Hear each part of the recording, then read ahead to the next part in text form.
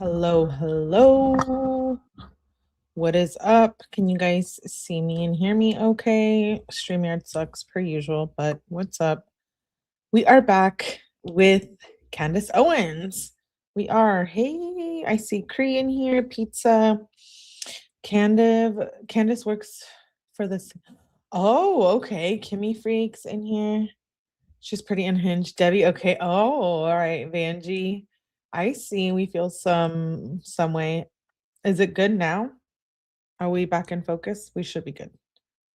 Let me know. Yeah, we're gonna do a review of the Candace Owens episode she started a series about Erica Kirk. And I'm dying to watch it.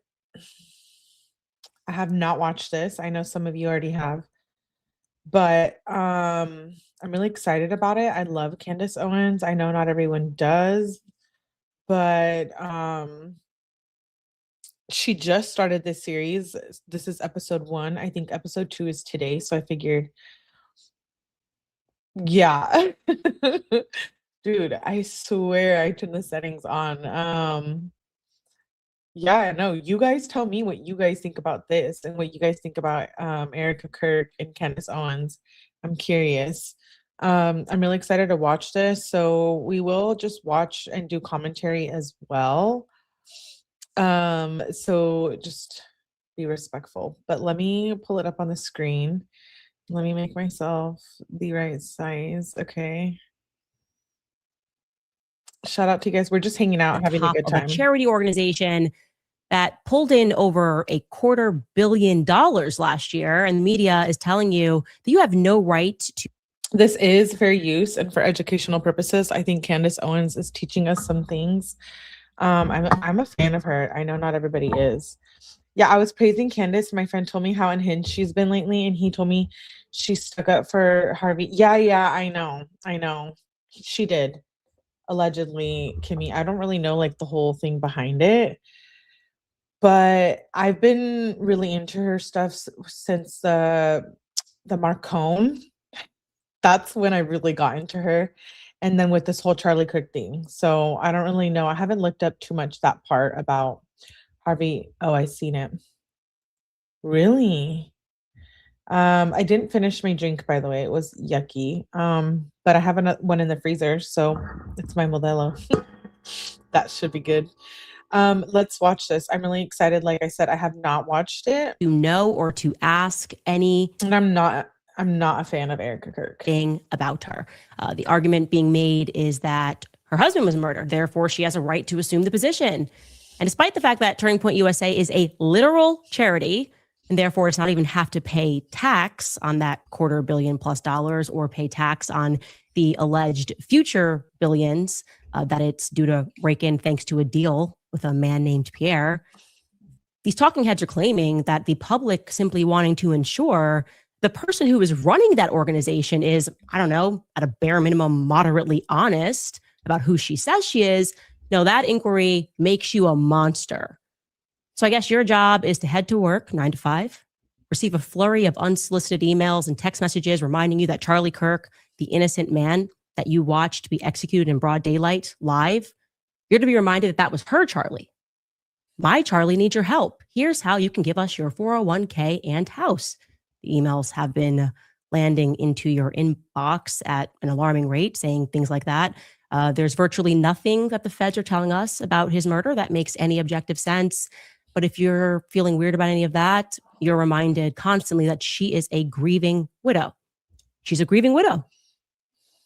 That sentence, in my opinion, is this year's Trust the Science. She's a grieving widow. The mainstream media, of course, Zionists implied, are effectively telling you to roll up your sleeves and get the vaccine again, dopes. Tyler Robinson did it. Erica Kirk is grieving. Please allow her to do so in the privacy of the $1 billion charity that she took over. Remember when they did the 6 feet social distancing thing? They cast that spell. Let your granddad die alone in the hospital. If you desire to see your grandma, this thing is. I must have missed something. I thought that Candace and Erica were cool for a minute. Like, didn't they do some interview together? And now it seems like Candace is exposing a lot here. Zionists and Catholics fighting for political dominance in America is what's going on. Okay. Isn't it Thursday? It's Thirsty Thursday. There was so much evidence against Harvey. Yeah, we don't support pedos here, Kimmy. You're right. We don't. Candace, let's go. Get 'em. Let's go, girl. We don't. Why does she support the pedo though? It's always good to see you, Wavy. Why does she support him? That doesn't make me happy, but I do like her. Yeah, they spoke on the phone, but something apparently went left. Oh, so now Candace is out here exposing her. Yo, I heard Candace goes in on her in this, and people are freaking out. Howdy, Melly. Hey, Arnie, good to see you. Giving, it's because you're a demon from the gates of hell. Yeah. Resist your human instincts. Obey the government. It's the same kind of messaging, the same kind of emotional manipulation, but it's a new year. Still have questions or concerns about who Erica Kirk is and why she seems to have lied many times on record? Well, you're Satan, and I'm sorry that you are. And also, I would like to remind you that you are destroying Charlie's legacy. Now, it is very important that I remind you, we haven't even said anything yet. A 2-minute trailer resulted in one of the most aggressive preemptive PR strikes that I have ever seen. They posted photos of my Yeah, I'm like I said before, we're all can have different opinions or whatnot, but I like Candace. Yeah, MSM said she thinks Erica set up Charlie, especially after Erica aligned with Vance. manager's infant daughter, my makeup artist, my family members. Lots of voicemail from my producer. Okay, well, this was initially supposed to be just 3 episodes. Now I'm thinking about a season 2 and a season 3. Because if you haven't quite figured me out yet or thought through how we got here, I don't like it when innocent people are targeted and attacked and on rare occasions shot in the neck in broad daylight. No one blinked when entire investigative series and books were written about Hillary Clinton, Michelle Obama, Meghan Markle, because they're public figures. I've effectively endured 10 years in politics with nonstop exposés and investigations into my background, but we're told Erica is somehow untouchable. Let me tell you something. The truth does not require a multi-million-dollar PR campaign. It also does not fear inspection. So welcome to Bride of Charlie. Yo, whatever Candace is on, I want it, man. Wow. We have nothing to hide. Oh, wait, I need to go back. I didn't know that Erica was in the... Where should we begin to the point? Oh, wait. And attacked and on rare occasions shot in the neck in broad daylight. No one blinked when entire investigative series and books were written about Hillary Clinton, Michelle Obama, Meghan Markle, because they're public figures. I've effectively endured 10 years in politics with nonstop exposés and investigations into my background, but we're told Erica is somehow untouchable. Let me tell you something.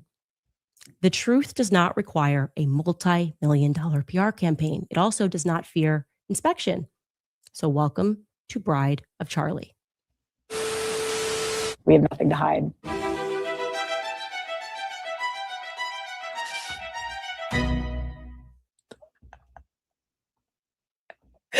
How pissed Where is Erica Kirk right now? Where should we begin in this story? I think maybe with just a blanket statement. Something is not right with Erica Kirk. And despite a most aggressive influence campaign, which at one point even included a signed letter from the Secretary of Treasury assuring us that Turning Point is above board, an amazing organization, and despite, in addition to that, a flurry of homosexual men making over dramatic videos about sheer evil. No, not mass murdering children, sheer evil, investigating someone at the helm of a billion-dollar company. Despite all that, the public remains unconvinced that she is simply a grieving widow, because she isn't simply a grieving widow. She's also the CEO and chairman of an organization. We're not going to lie, Erica being too happy after Charlie's death did creep me out a little bit. During our preparation for this series, an investigative journalist named Elizabeth Lane went viral on X because what she authored about Erica was brilliant. It just was objectively brilliant. It gave voice to what millions of people worldwide were feeling, but didn't exactly know how to express. And I'm going to read you her words in their entirety because I think it's very important, okay? Elizabeth Lane wrote, "I'm going to be blunt. I have reached the point where I find Erica Kirk to be deeply disturbing, not because of rumors or gossip, but because of consistent, observable patterns of behavior. To be clear, everything I say in this post is my opinion. I am not claiming this is a fact. I am saying this is what I think Erica Kirk is. I come from the world of acting and modeling. I have spent years around social climbers, opportunists, image curators, and people who treat relationships like ladders. That is why I left that world. Most of these people are shallow and harmless. A few are dangerous. Erica falls into the latter category not because she is just ambitious, but because of how calculated and performative her ambition appears to be. I believe she may be a psychopath. What stands out immediately is the reaction that she provokes in other people, which is very common with psychopaths. Across the board, including people who support her publicly, the private reaction is the same. It's, I can't watch her. It's not a criticism. It's just a physical discomfort. People turn off interviews because the presentation feels artificial to the point of being unbearable. Let me explain. That kind of response does not happen accidentally and does not happen often. Research in psychology shows that humans are highly sensitive to emotional incongruence, mismatches between a facial expression, tone, and content. When the effect appears simulated rather than genuine, the brain registers it as a threat. This activates discomfort and avoidance, even if the person cannot consciously explain why. So many of us felt this way, but we could not explain why we could not watch her. Studies on psychopathy, particularly those building on the work of psychologists like Robert Hare, describe traits such as a rehearsed emotional display and shallow affect. These traits can create what observers experience as an uncanny interpersonal dynamic. The discomfort arises and people want to shut it off because most people rarely encounter extreme affective mimicry in everyday life. So the brain struggles to categorize what it is detecting. Erica is attractive enough, and she had every tool in her possession to sell this organically, except for one thing: emotion. The entire story of what happened could have helped her sell this fully. She really would have been the last person on earth to be a suspect, if not for the FBI's terrible mistakes, Turning Point USA's lies, and her very fake performance. Plenty of attractive, ambitious women move through media spaces without triggering that response, even though we know what they are. This is about something else, an extreme disconnect between presentation that she puts out and the perceived authenticity. Erica is not the archetype of a model actress seeking money and fame and then settling into a quiet life with a wealthy, good-looking husband. She is the wolf type who wants to be in the place of that husband. She is not born for a supporting role. She's a decision maker. She appears to pursue proximity to power, moving fluidly between television, nonprofits, branding opportunities, and ideological spaces that maximize her exposure. Her previous partners are guys that women like her would date, muscular, jacked, good-looking, even though they are not people with huge potential. They are all somewhat established. They are good stepping stones until the right person shows up. Now looking at her previous partners, I would say that Charlie probably was not her type visually, but he was exactly what she was looking for in a man: potential to be a great power. What Erica was looking for is the same thing Hillary Clinton was looking for when she met Bill.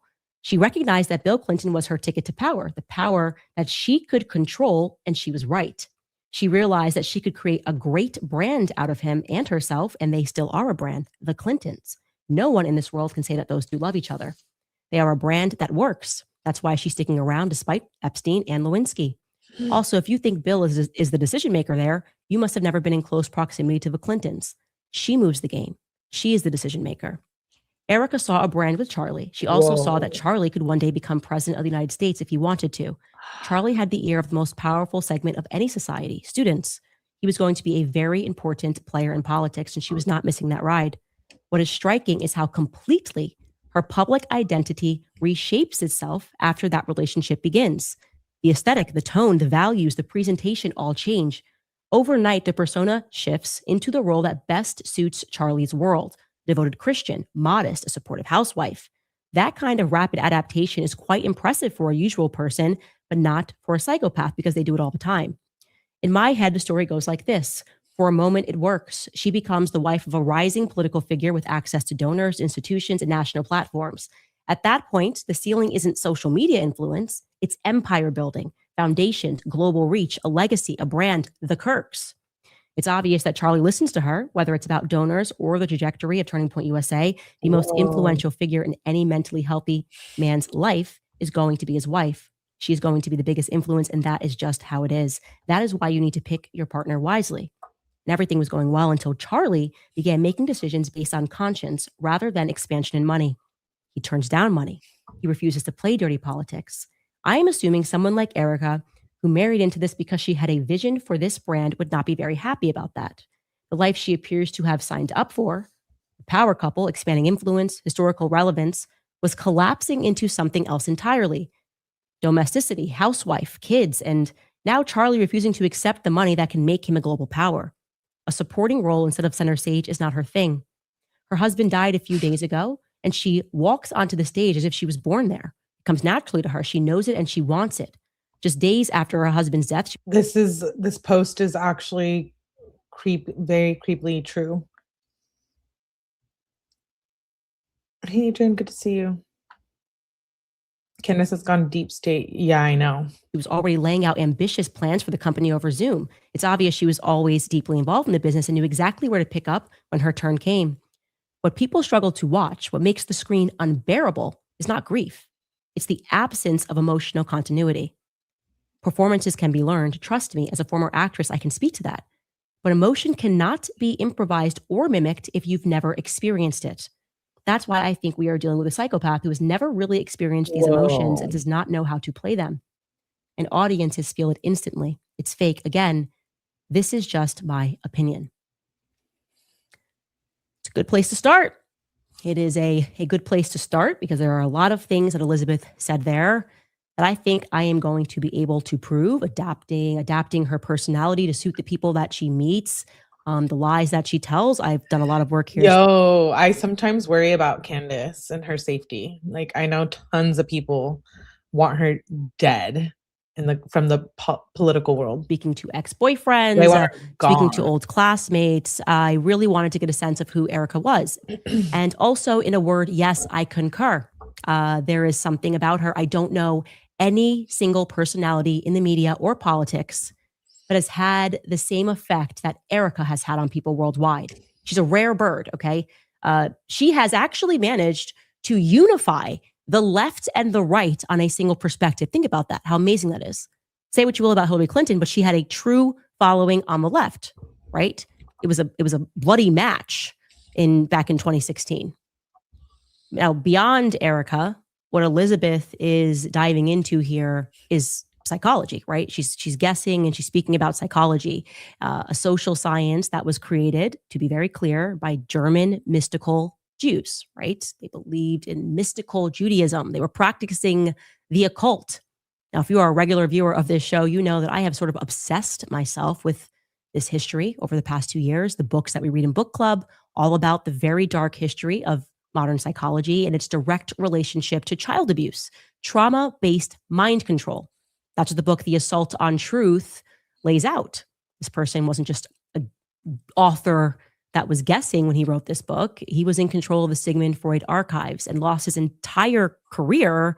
That I absolutely agree with. Just trying to ring the alarm on what these scientists knew. He explains that they abuse children with the goal of transforming them into future psychopaths that can be controlled. That is the science that was brought here to America via Operation Paperclip. What began as Project Monarch in Germany ultimately became MK Ultra in America. The Manson murders, the 60s, all of that was our government, CIA gone wild after the assassination of JFK. Drugging and experimenting upon citizens with the explicit goal of controlling minds, social engineering, making people get into a formation. These are indisputable and historical facts. This brought forth the dawn of serial killers in America, too many of them with curious ties to the military. Yeah, MK Ultra was a military grade program. Truthfully, behind every unthinkable crime is a deranged psychologist and a prescription cabinet. If you think that MK Ultra ever stopped, I hope that the Epstein files and the stunning defense of the Epstein files from our quote unquote elites helped to shatter that illusion for you. I absolutely 1000 stand by that too. I get flagged on YouTube before the video even posts on YouTube. They really don't want people talking about it. There's many different forms of FK, not just as ultras. That's true. It's beyond the CIA. That's also true. German and Russian espionage era was ruthless on psychology. Mossad. Whoa. We discussed MK Ultra during the Kamala Chronicles. Emmanuel Macron, the president of France, is suing me for merely mentioning MK Ultra on Tim Dillon's show. How bizarre. Why is the president of France, who crazy what she just said, who himself is a victim of minor sex abuse, so concerned about that conversation being opened up? Independent study into Sigmund Freud and what he and his colleagues were doing in Vienna is crucial for you to understand what is going on in this world and the way that the world works, okay? Now, pivoting back to Erica and her story, I will tell you my personal opinion and my experience with her. What alarms me about Erica isn't so much the fact that she lies, which we will prove to you over and over again, but it's also the fact that I don't know that she's aware that she's lying. It's almost as though she doesn't remember. Like the version that she's telling us today or yesterday was just recently downloaded into her mind, and she therefore thinks it's true, like a faulty memory or something. I'm saying that I'm not sure if she's fully aware that she's lying, because it's like some of the lies are so stupid. She's just sort of going. I want you to also know, by the way, of course, we reached out ahead of this episode. We reached out to her specifically with just 4 questions pertaining to past statements that she's made that do not appear to align with the reality of what we have discovered. Okay. Hey, Dinkin and Drinking in the house. What up, Beanlook? Come by to show support. Thank you. I appreciate you. It's good to see you here. Good to see you here. Happy Thirsty Thursday. Nice to see you in chat. Montreal also ran a lot of MK experiments here in Quebec. A lot of secret corrupt stuff goes on. Do I have to bring up Council of Templar, let alone the Illuminati? Ooh, yeah. YouTube doesn't like when you say that word either. Beyond Mossad. They did a huge study at Stanford College back in my day, the Stanford experiment. You know, in the Epstein files, we haven't got to this yet, but I'm still covering the Epstein files, but I need to gradually cover it because YouTube's on my ass about it.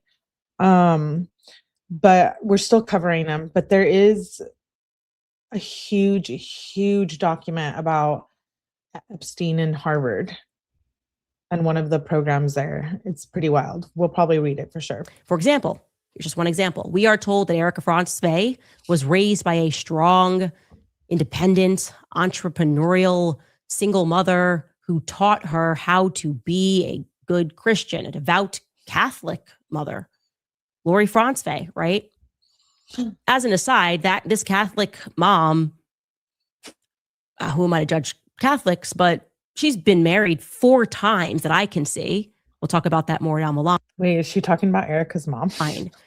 More importantly, though, you will recall Holy that shit. Erica sat down for an in-person interview with the New York Times days after Charlie was publicly assassinated, and she confirmed to them that the least traumatizing part about Charlie's assassination was the prospect of her now having to raise her children alone.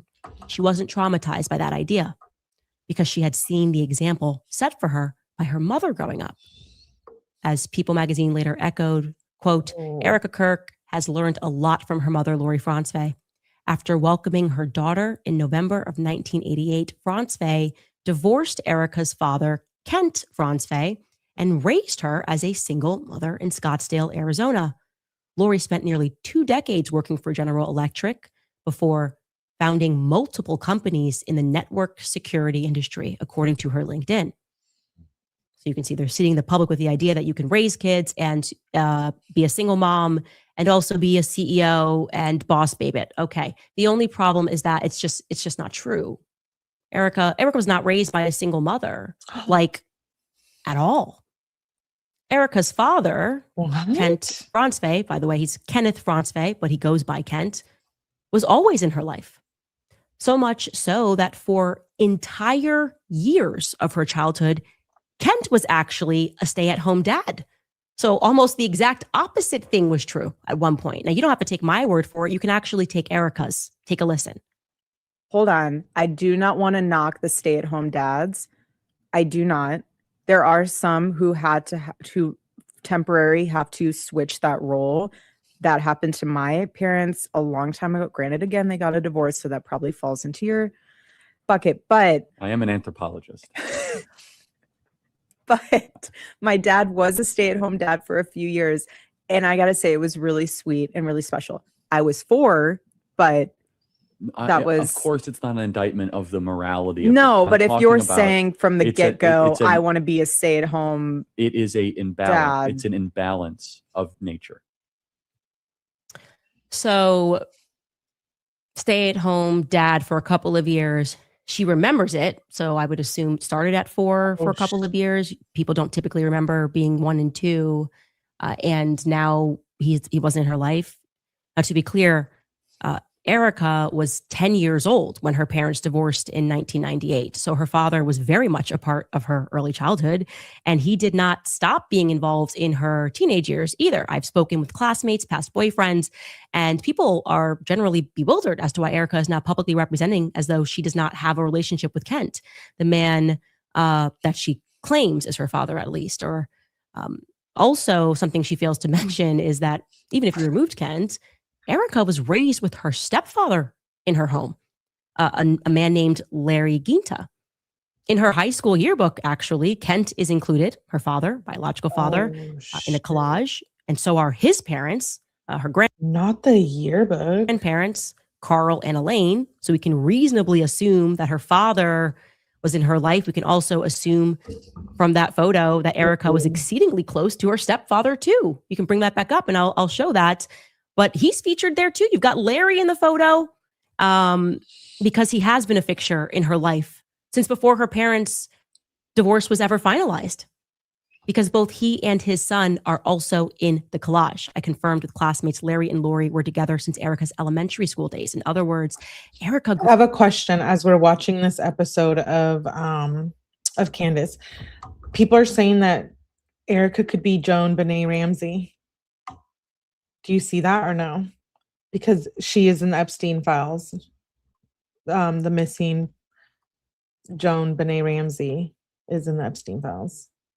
So a lot of people are connecting the dots and saying that she was a victim to that and that Erica is now her, which that's just a big conspiracy theory.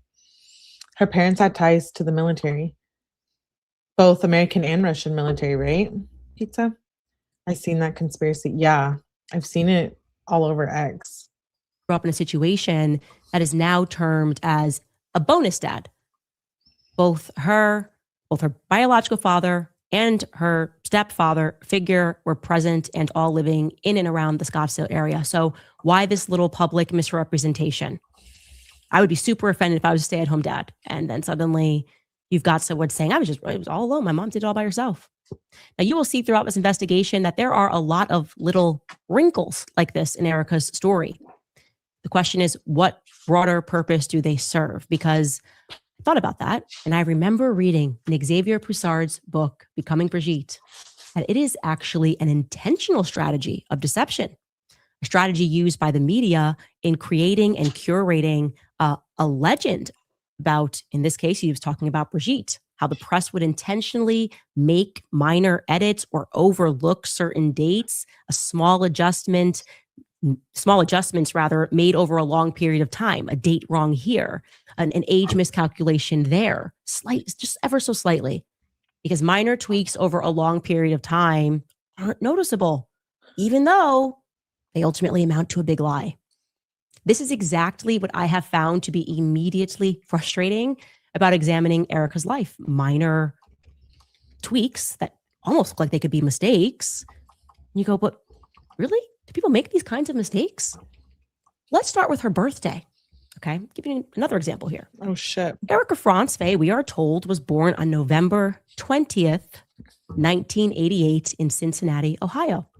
Great. There's a newspaper relic announcing her birth 2 weeks later on December 6th. It tells us that she was born at Good Samaritan Hospital. What? Fantastic. To 𝗠𝗲𝗆𝗆 check. Amazing. By the way, it's just something to note about Good Samaritan Hospital. A little fun fact. That actually used to be the U.S. Marines Hospital. One that once upon a time caused a little bit of a scandal for unethically experimenting on brains of patients, the brains of patients. Anyway, the story goes that the U.S. Marine Hospital just up and decided to gift the hospital to the Catholic Sisters of Charity out of the goodness of their Marine hearts or something, because our military is known for that, just being really, really kind and giving up hospitals. Point is, we learned from this newspaper clipping that Erica was born on November 20th, and she maintains that birthday today. But oddly, that would be news to her parents. Kent and Lori, for whatever reason, think that Erica was born 2 days later on November 22nd.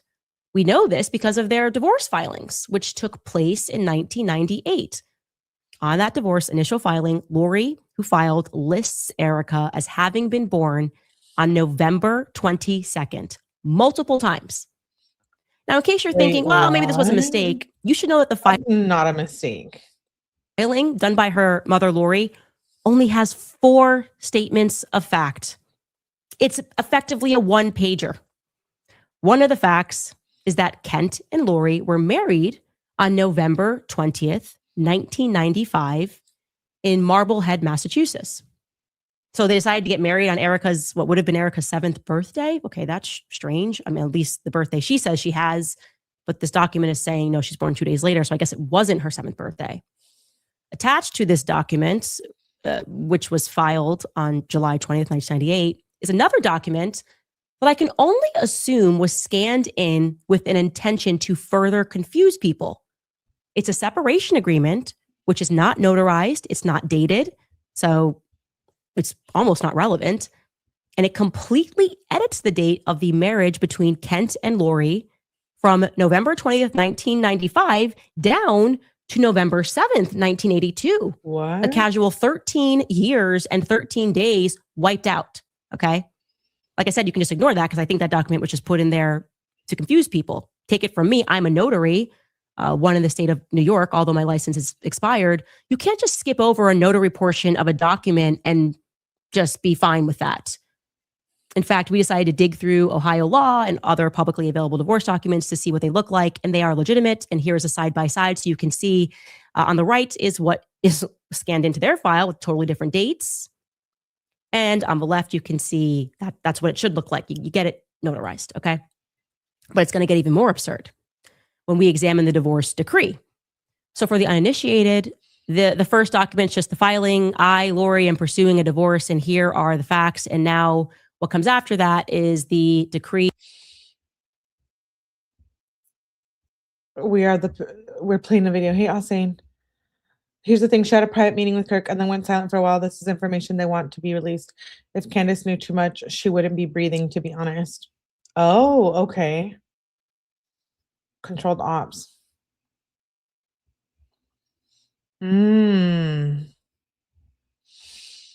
So you think that that's the information that Kirk wants out about her?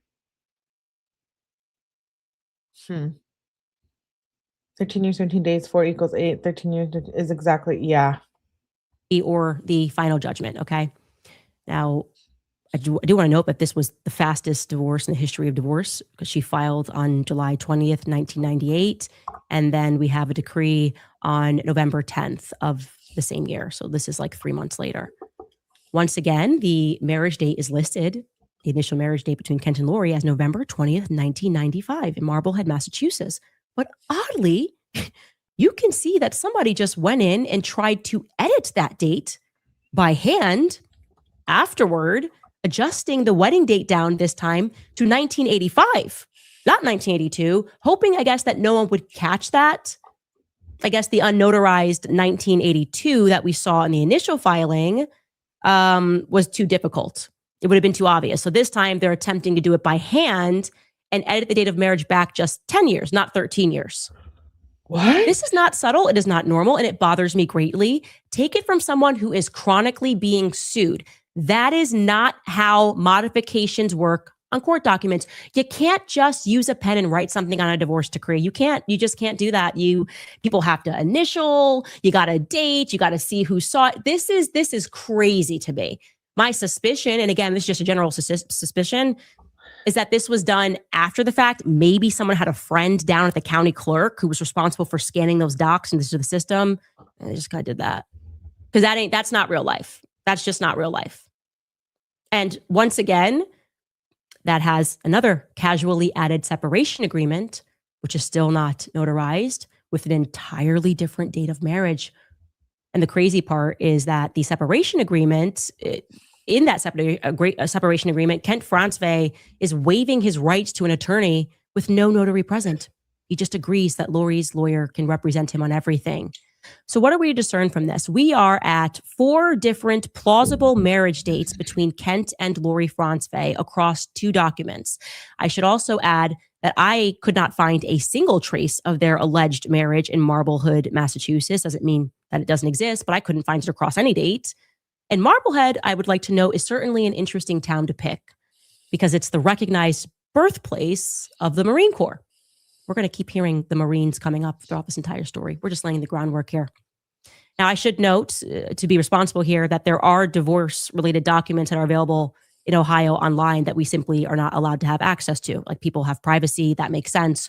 So it's entirely plausible that they went in and fixed these glaring errors that for some reason a judge, we're supposed to believe a judge signed off on this many wacky different dates.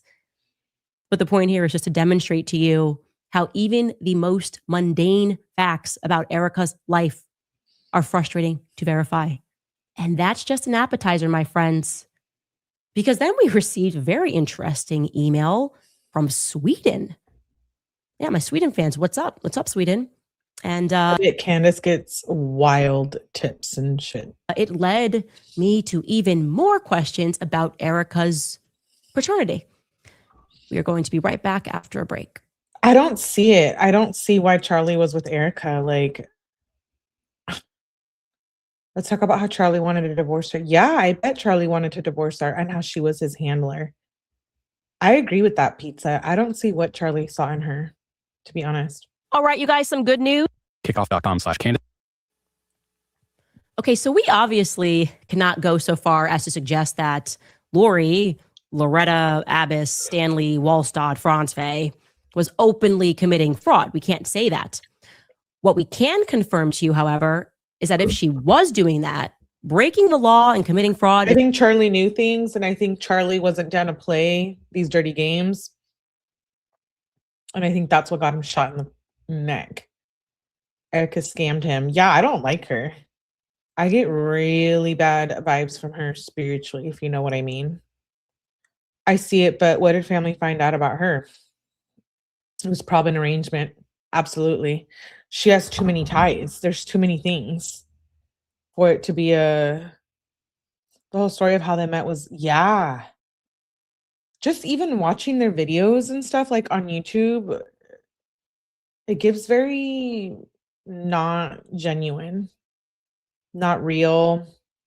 There's no love there. They constantly talk about God and in the Bible and their love for each other and the position of a man and a woman, but you don't feel anything, if that makes sense.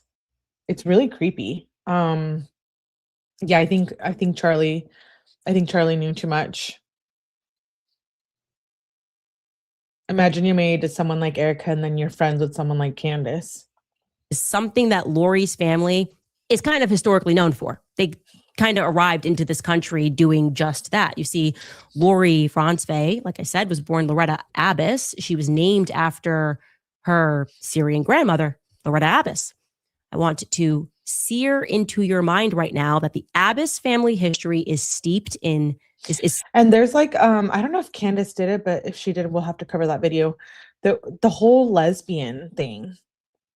Erica in those pictures, did you guys see that? Like from Instagram or something?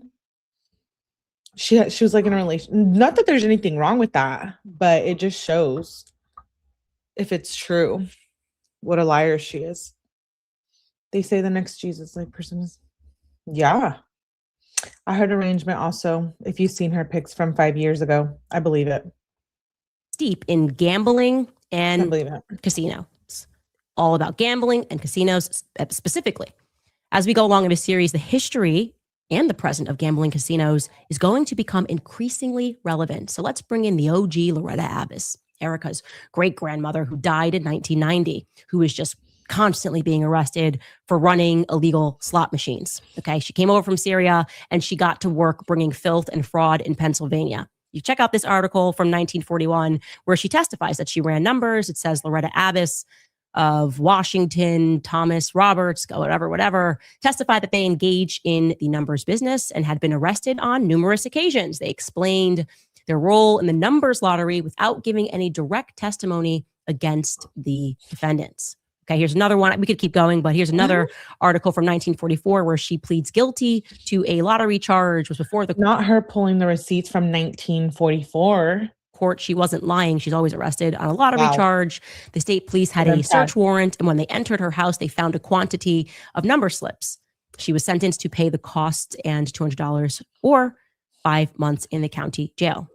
Like I said, this was a family thing. Her husband was Mason Abbas, and he was magnificently fraudulent. I'm talking high-speed chases down the highway, lottery tickets blowing in the wind. Check out this article from 1935. And it tells us that he was overtaken in his automobile after a chase of several miles after he had failed to obey the officer's order to stop. Yes, Mason Abbas was arrested yesterday by County Detective Frank Krebs. Before an alderman, he was held for court in default of a $1,000 bond on a charge of conducting a lottery and was fined $10 and costs for refusing to stop when ordered to do so by a uniformed officer. During the race along the National Pike, which ended in West Alexander, Abbas is alleged to have thrown a package of 100 lottery tickets from his car. Officers recovered the tickets and are holding them as evidence.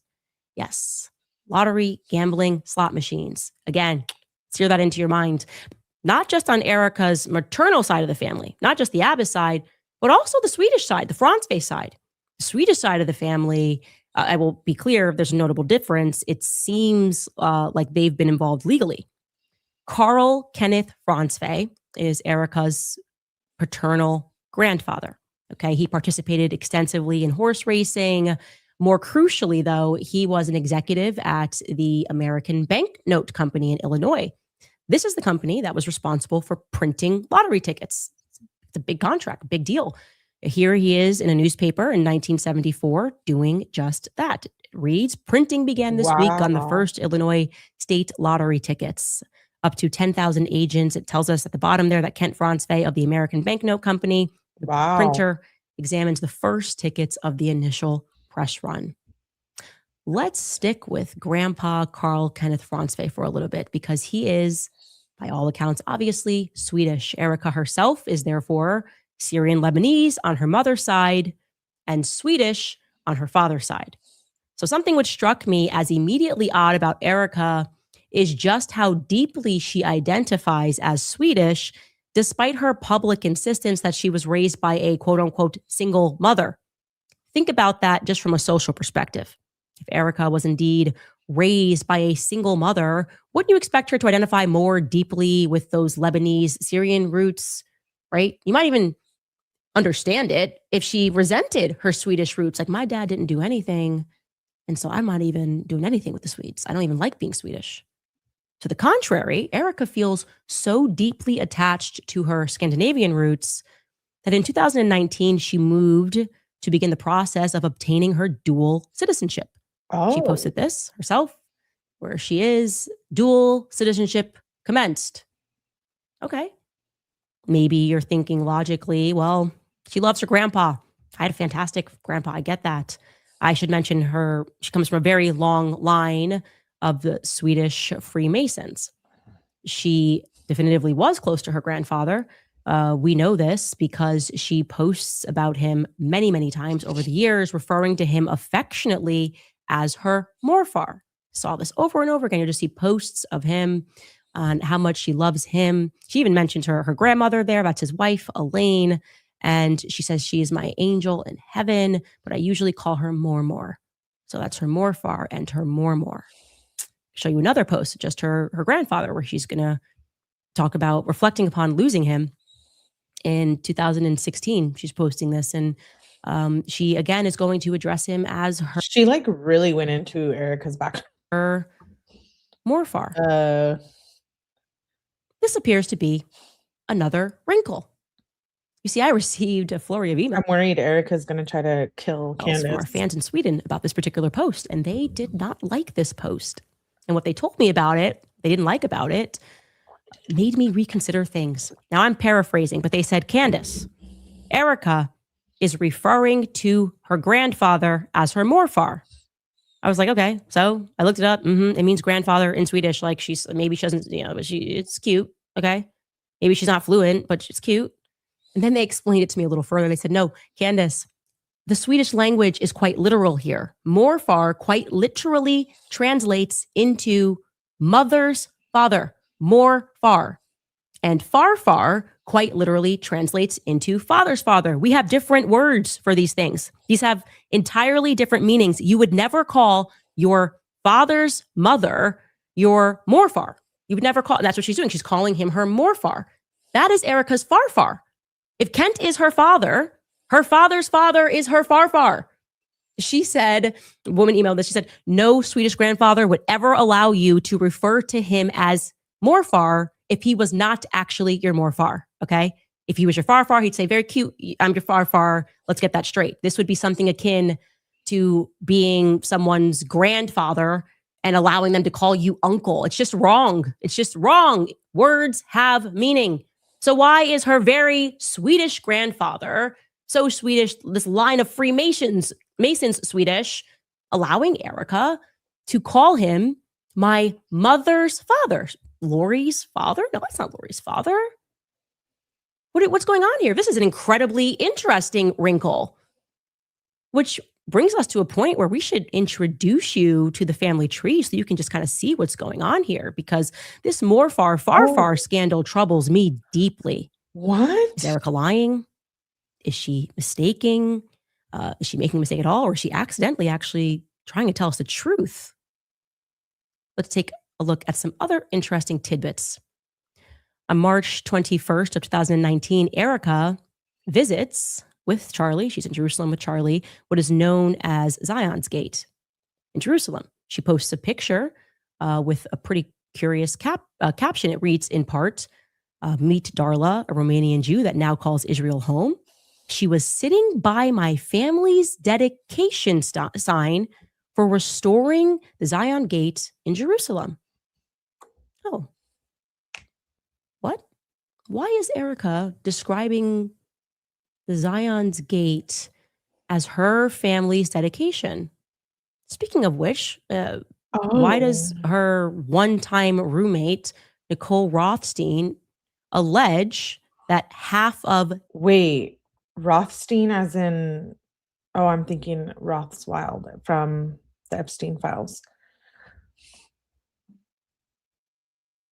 Oh. That's your uncle, and you come to find out it's your daddy. Pluto and Aquarius, it's all coming to the surface. Q, I'm feeling it. I'm feeling it. Erica Kirk gives me where it always... I agree with you, Anton. I was never a fan of Erica Kirk. Not once in my life was like, I like her. I want to watch her for fun. Yeah. Whoa. Their family, referring to her and Erica's family, is Jewish. Doesn't make sense. She also claimed that after Charlie's assassination, that Erica, she was online going back and forth with people, that Erica was her best friend and her cousin. Nicole Rothstein said this. Now, I want to be clear, the Rothstein family, the Zion's Gate is their dedication. Nicole wouldn't be lying if she posted that it was her family's dedication, but Erica? Also, how did Erica and Nicole Rothstein get so close? Remember, Erica presents that she was raised by a single mother on the Lebanese side. If Erica is telling the truth about her paternity, then Nicole Rothstein, I want you to understand who this would be to her. Nicole Rothstein, it's going to sound ridiculous, but this is the reality. If Erica's telling the truth, Nicole Rothstein would be Erica's father's sister's husband's previous wife's daughter's daughter. In other words, zero blood relation, not even kind of related, kind of crazy. You would even call each other cousins. What? People do that. It's cool. It's my cousins, my cousin. Okay, cool. Erica goes a little further. No, my cousins are my cousins. Oh, Erica also posted a lovely tribute to Alan Rothstein, Nicole's father, online. She calls him uncle. Uncle? Uncle? Whoa. If Erica's telling the truth about who her parents are, to Erica, that would be her father's sister's husband's previous wife's daughter's husband. Suffice it to say, again, absolutely zero I can't keep up. blood relation, and yet Erica is extraordinarily close to him as well. Now, we can show you on the family chart just how removed this is. It's insane. Okay, but we actually couldn't even fit it. It's so far removed. So you've got her aunt, Carla, is married to a guy named Jack, but Jack was also previously married to somebody else, which you see there named Edna. And this is Edna and Jack's line. This has nothing to do with Erica 𝗠𝗲𝗆𝗆. Again, how did she get so close to these people? Why is she referring to them as her family and declaring that Zion's Gate, which is actually their family's dedication, which has nothing to do with her aunt Carla, why is she saying that that's her family's dedication? That makes no sense. Oh. I'm struck by this. We could imagine how it could make sense. Now, again, we're imagining here. We're trying to make sense of the things that Erica is saying. I could imagine a very easy way it could actually make sense. Her closeness to the Rothsteins, her dedication to Jerusalem, if and only if we take Erica literally when she says Morfar. Let's assume that Grandpa Carl is indeed her mother's father. That would mean, well, obviously, Lori's wouldn't be her mother. It would also mean that Kent, just by nature of him being a man, is not her father. We're looking for her mother's father. So we have to start looking at Kent's siblings that are females. That would give us only 3 options. We can bring this back up. One of Kent's sisters would be my first pick. Again, we're in conspiracy land here, but I'd go with Carla because she's married to Jack Solomon, and that is Jack Solomon's dedication. Carla wasn't even married to Jack until 2002. She just jumped in and was like, this is my whole family and my family's dedication. No, but if Carla, her mother's father, if her mother was Carla, actually it would all make sense. Solomon is the very man who financed the restoration of Zion's Gate in Jerusalem. Whoa. If Jack Solomon was her father, then Nicole Rothstein would indeed be her blood relative cousin. But again, that's purely speculation. We don't have to go into speculation. Let's give you the facts more about Jack Solomon. What is factual is that Jack Solomon eventually marries Carla 𝗠𝗲𝗆𝗆 in 2002. And there are also some other really interesting facts about Jack. Jack and Erica's mommy aunt, I don't know, Carla, live in Utah. He graduated from what is today known as Utah Valley University. She didn't say mommy aunt. He's very involved in the university. It was formerly known as Utah Valley State College when he graduated from there. He also created on their campus the Center for Jewish Studies. I mean, at the very least, you'd think with all of the money that he poured into that university, he might be able to call someone to get us more footage of Tyler Robinson. Or Carla. How about Carla? She's married to the man. She could have maybe, in my imagination, made it to the hospital when Charlie was shot and killed. I mean, why did none of them make it to the hospital? They're all so nearby. She still lives in Utah. This happened in their backyard. Their family has a lot of power at UVU. Why not Auntie Carla rather than Stacey Sheridan accompanying you onto Air Force 2 as your husband's body is escorted to Arizona? Jack Solomon was also a professor at BYU in political science.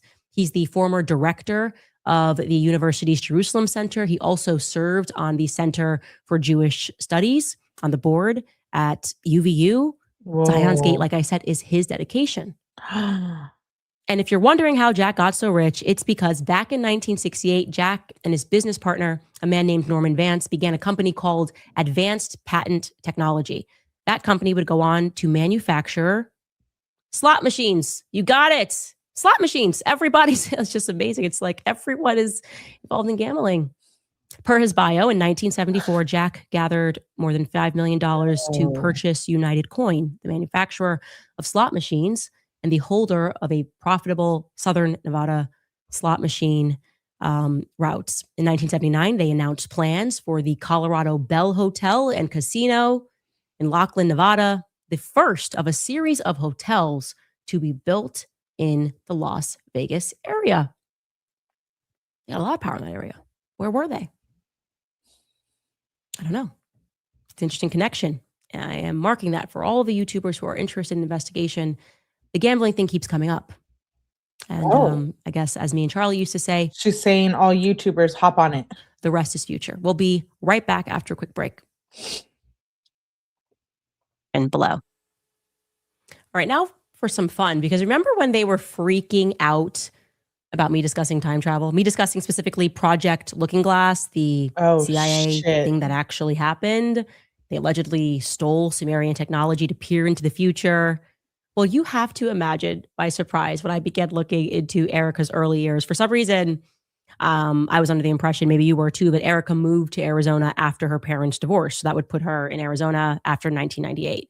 I'm going to give her the benefit of the doubt here because it's a minor wrinkle, but her parents didn't divorce until she was 10.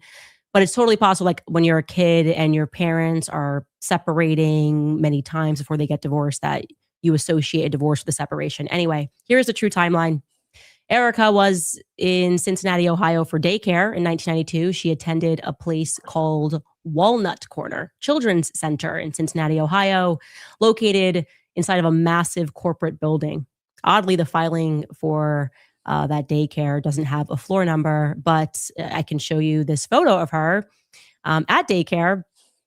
LOL, by the way, to her being dressed as a little bee and accidentally throwing up some Freemason hand signs. That's just like a nice...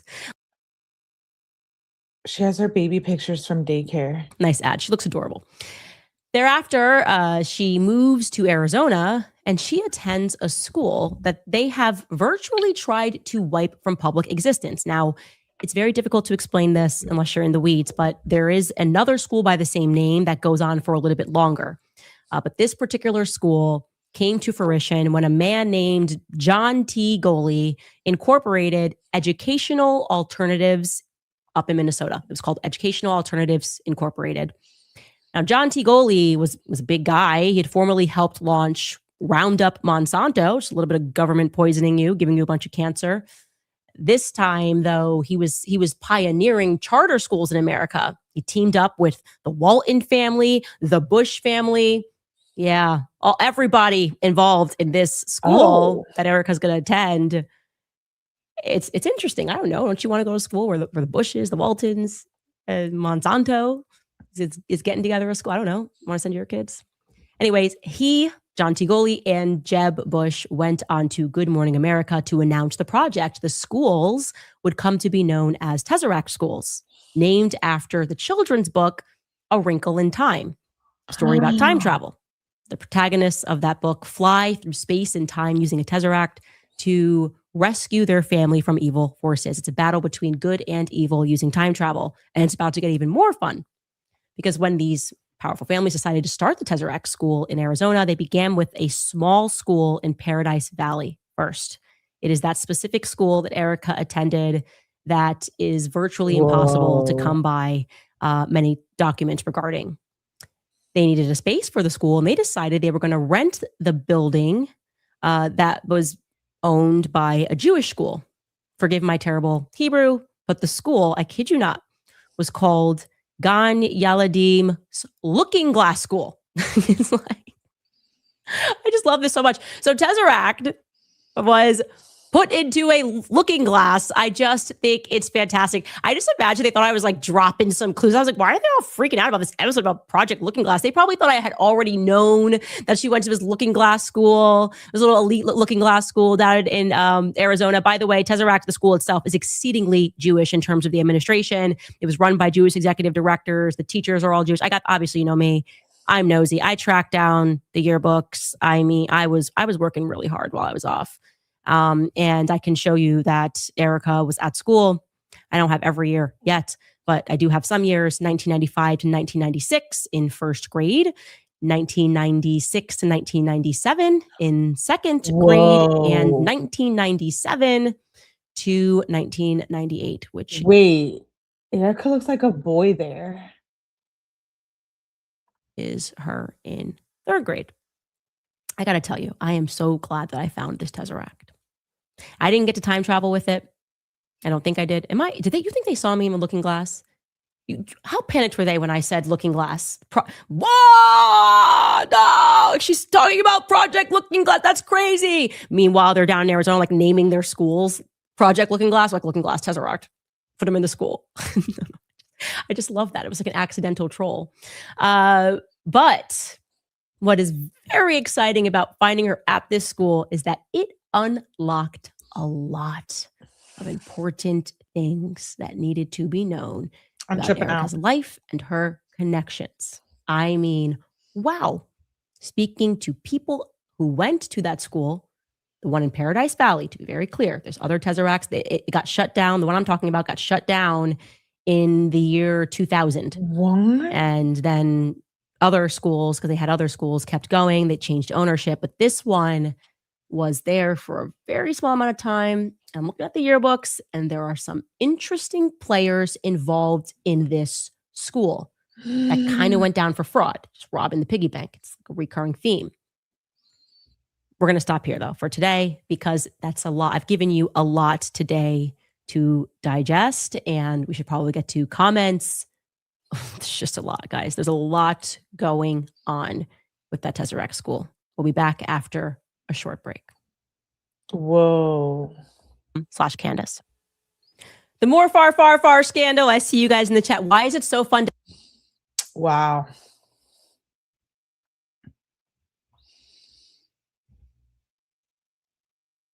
They name all their stuff after Latin, Egyptian, and stuff like that.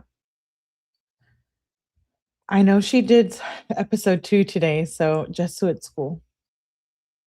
Like I said, there's a lot of craziness that comes from Ohio. Sorry, no pun intended. It's just also wild. I know. The sus videos of her that contradict her beliefs. You mean Erica's?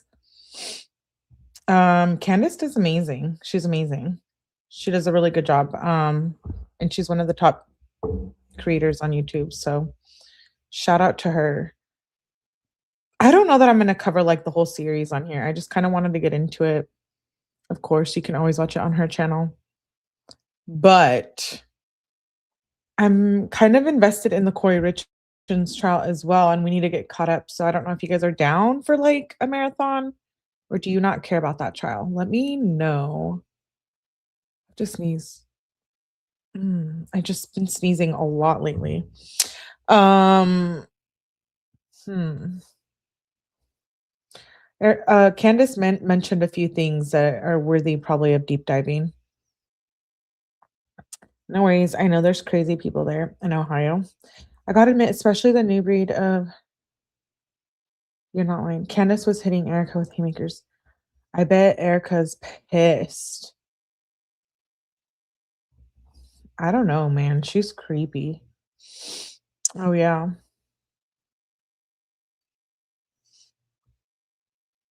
Erica's probably so pissed. I mean, it's a whole series. So it's gonna be drama as it goes on.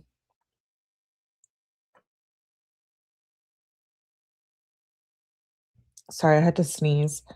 Yeah.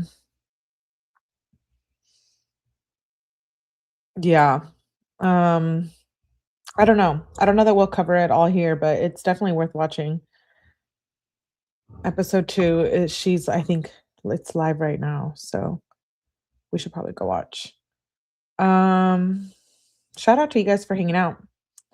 I'm going to, can't wait to hear. She dropped her new one. I know. Thank you. I know she named it Dr. Jerry and Miss Hyde. So it's probably really good. Are you guys into Corey trial or no? No? Yes. Yes, you'll listen to it.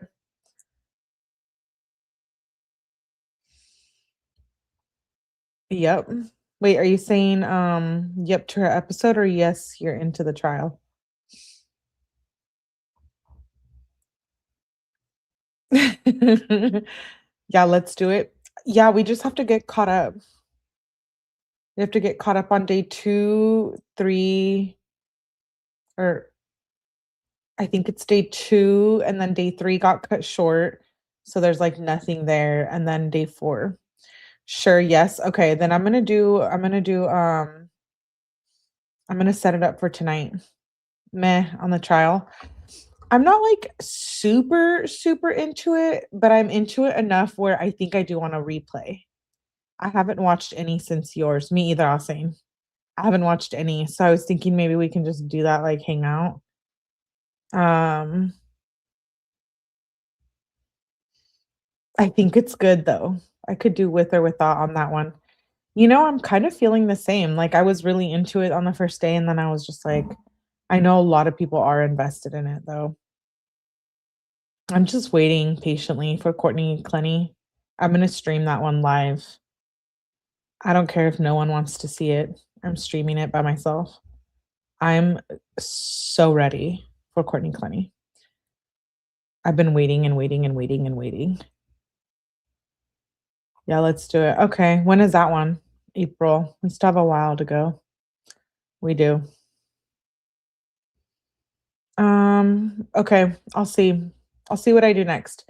I think I have Kenzie text message scheduled for right now. Something was said, David is a target of interest now. Yes. So much craziness. You can do lives for years. I know. Yes, MSM. I did a live on the David D4VD, Celeste Rivas. I did a live on the new documents that just dropped regarding habeas corpus that David's dad had to go to, which exposes that Celeste was dismembered, chopped up basically. And David is a target. So I'm just waiting for him to be arrested. Watch her do a plea deal at the end of March. Oh, no, I'm saying. I don't think she would. I don't think she would. Courtney might have a chance. Like someone on the jury might believe she was truly a battered woman. I could see her doing that, but I could also see her. Courtney's done a lot of time too, and she's been denied bond. So all of that will count as good time. But I'm so excited for that trial. Okay, I'm gonna end this live. I'll see. Keep your notifications on. Keep your eye out. I'll be back shortly with another live. Shout out to you guys. Candace is on the second episode, so I think it's probably ending soon. But I wouldn't mind jumping over there to watch that for a little bit, and then I'll be back. Anyways, tap that like button on the way out. I will see you guys on the next one.